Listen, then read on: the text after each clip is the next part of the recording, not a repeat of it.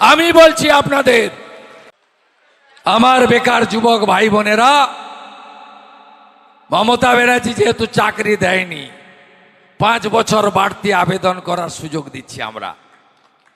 চাকরির বয়সের ঊর্ধ্বসীমা, এসসি এসটি ওবিসি সংরক্ষণ মানে না মমতা ব্যানার্জি। 1,15,000 সিভিক দিয়েছে, এসসি এসটি ওবিসি হিন্দু সংরক্ষণ পেয়েছেন, পাননি।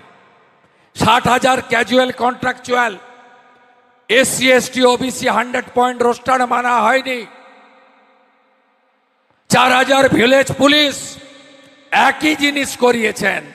তাই আমরা এসসি এসটি ওবিসি এমনকি ইডাব্লিউএস রিজার্ভেশন যা ভারতবর্ষের পার্লামেন্ট দিয়েছে, আমরা সেটা মেনেই আপনাদেরকে কর্মসংস্থানের সুযোগ দেব।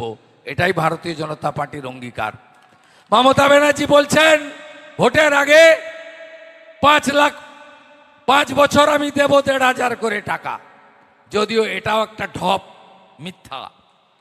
2013-তে যুবশ্রী চালু করেছিল, 17 লক্ষ বেকার পোর্টালে নাম তুলেছিল। 1 লক্ষ বেকারকে 2 বছর টাকা দিয়ে 16 সাল থেকে বন্ধ করে দিয়েছিল। আর আপনাদের দরখাস্তগুলোকে কেজি দরে বিক্রি করে দিয়েছিল। এবারেও 50-60 লক্ষ দরখাস্ত নিয়ে নিয়েছে, 2-4 লাখকে দিয়ে দিয়েছে। বিজেপি বলছে 3,000 টাকা করে 1 জুন পাবে বেকার যুবক যুবতীরা। কতদিন পাবে? যতক্ষণ না চাকরি দিতে পারবো ততক্ষণ পাবে। কাকে ভোট দিবেন আপনারা? বাড়িতে বাড়িতে সোলার আলো, প্রধানমন্ত্রী সূর্য ঘর, ইলেকট্রিকের মিটারে বিল আসবে না। পুরো পূর্ব বাঁশকুড়া, কোলাঘাট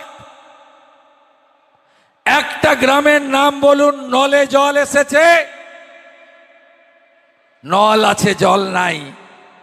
27,000 কোটি টাকা জল জীবন মিশনে দিয়েছে ভারত সরকার, সব টাকা মেরে খেয়ে ফেলেছে।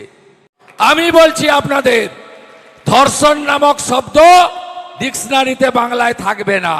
আর যদি এই মহা পাপ কাজ কেউ করেন, সকালে জমা করে বিকালে খরচ করে দেওয়ার দায়িত্ব আমাদের।